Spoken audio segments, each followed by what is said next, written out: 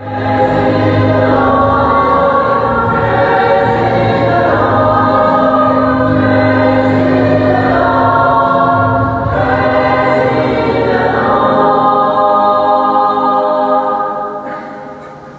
Lord be with you. And with your spirit. A reading from the Holy Gospel according to John.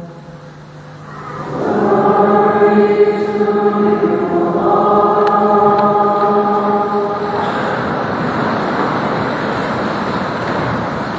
Standing by the cross of Jesus were his mother and his mother's sister, Mary the wife of Clopas and Mary Magdalene. When Jesus saw his mother and the disciple whom he loved standing near, he said to his mother, "Woman, behold your son." Then he said to the disciple, "Behold your mother." And from that hour the disciple took her to his own home. The Gospel of the Lord.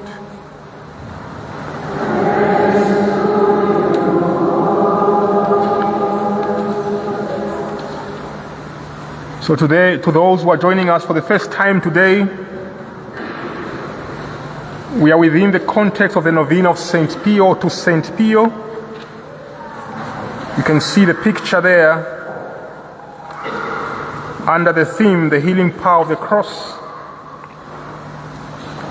The first day, yesterday, Sunday, we began with the feast of the exaltation of the cross. And I explained deeply what the cross means in our life as Christians. The cross, of course, that is displayed always. The crucifix, we can see it there, symbolizing in its own way the sacrifice that Christ himself made to suffer for us in order to set us free, what we call winning our salvation. From the Gospel of John, again, we heard yesterday that the cross, of course, at the end of the day reveals the love of God for each one of us. Because God so loved the world that he sent his only Son, that of course those who believe in him may have life in him.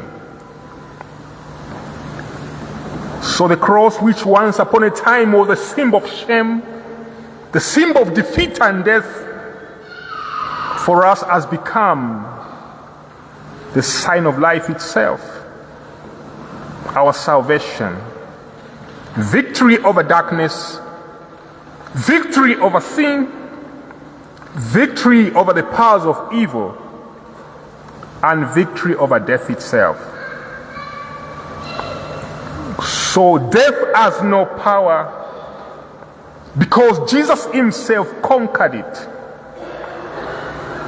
This is our faith, that even when we die like Jesus, we rise again. I don't just mean physical death, and I mean even what we call failure in life.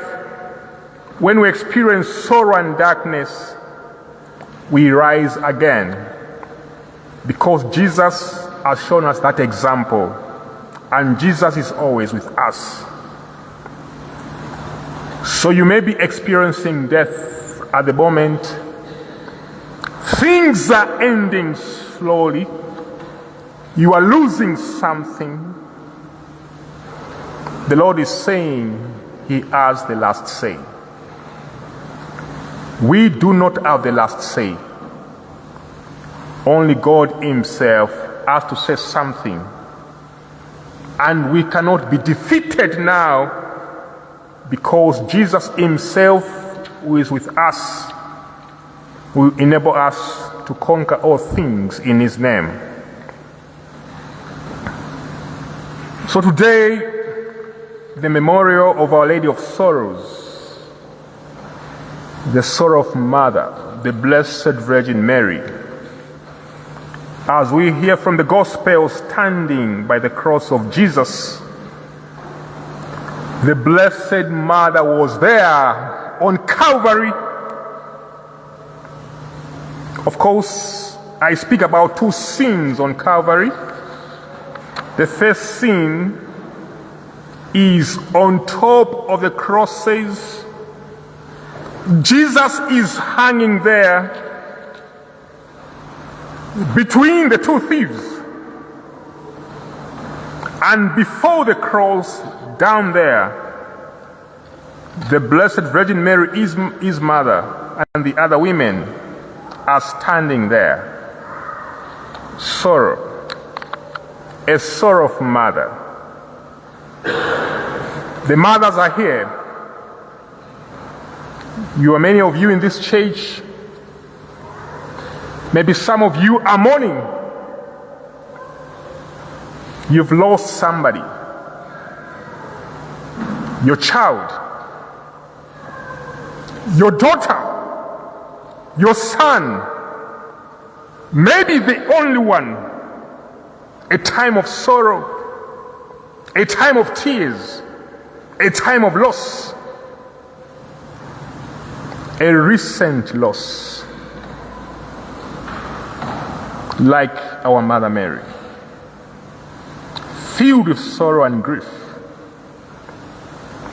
So we speak about the 7 sorrows of Our Lady of Sorrows. Were they only 7?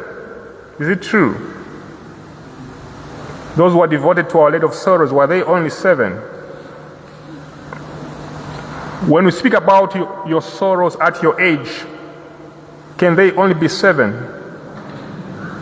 How many sorrows have you experienced? You can't count your sorrows. There are so many of them. So these are the principal sorrows of Our Lady. Of course, there were many, but we can talk about 7, the principal ones, and 7 has its own meaning. So for our Mother Mary, she shares, of course, she shared in a very special way in the sufferings of Christ, at the same time in the salvation plan of God. I would like to take you back to the Gospel of Luke chapter 1. Luke chapter 1. What do we find in Luke chapter 1 verse 26? Luke 1:26. What do we find there? Luke 1:26. The Catholics are